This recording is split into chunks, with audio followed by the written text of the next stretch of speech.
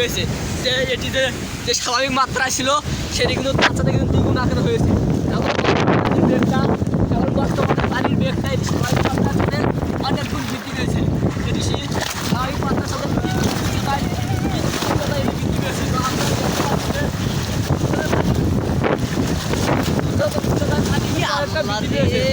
আপনারা দেখতে পাচ্ছেন যে এখানে আমি আপনাদের কাছে আপনারা দেখতে পাচ্ছেন যে আমাদের এখানে এখানে কিন্তু অনেক রকম পানি ঢুকেছে। এখানে যে নৌকাটা ঢুকছিল নৌকাটা এখানে বর্তমানে ওই পারে আছে। আপনারা দেখতে পাচ্ছেন যে নৌকাটি এখন কিন্তু ওই পারে রয়েছে, এটিকে তোলা হয়েছে, লোকজন কিন্তু ওখান থেকে সরে গিয়েছে। আপনারা দেখতে পাচ্ছেন যে ঘন্টায় পানি বাতাস প্রবাহিত হচ্ছে।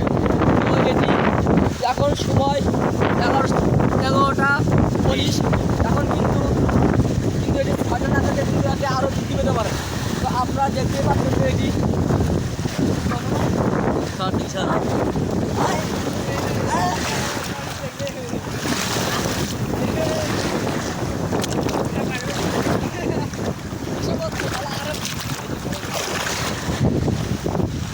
তার কিছু দেখতে পাচ্ছেন যে এখানে ঘন্টা সন্ধ্যা 6টা নাগাদ থেকে কিন্তু আরও জোরালো হতে পারে।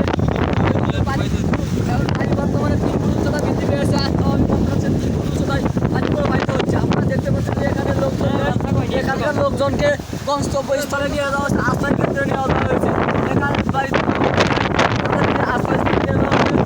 আমাদের যে গবাদি পশু সেটাকেও কিন্তু আশ্রয় কেন্দ্রে নিয়ে যাওয়া হয়েছে। আর কারণ এখানে রয়েছে, তো তারা চিন্তা করতেছে যে কেউ আবার রয়েছে, তারা বলতেছে যে আমাদের সম্পদ আমরা কিন্তু এভাবে এখানে রেখে চলে যাবো আমরা।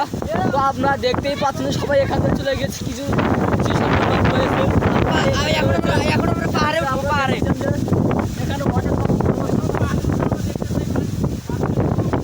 আপনারা বাতাসে দেখতে পান, আরো তো আপনারা সবাই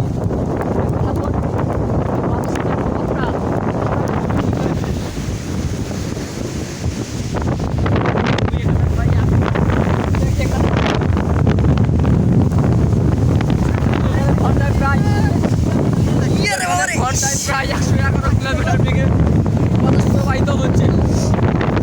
তো গাইস এখানে কিন্তু দাঁড়িয়ে থাকা যাচ্ছে না, এই পাথরগুলো খাই পায়ে লাগতেছে। আপনারা দেখতে পাচ্ছেন যে এখানে যে প্রবল ব্যাগটা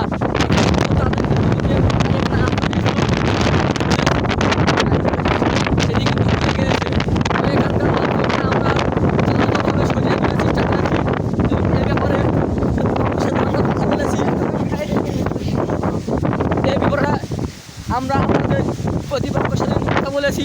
তারা কিন্তু বলেছে যে এখানকার যে ঘূর্ণিঝড় রেমালের প্রভাবটা তা কিন্তু বৃদ্ধি পেতে পারে এবং এটি আরও জোরালো হয়ে উঠতে পারে।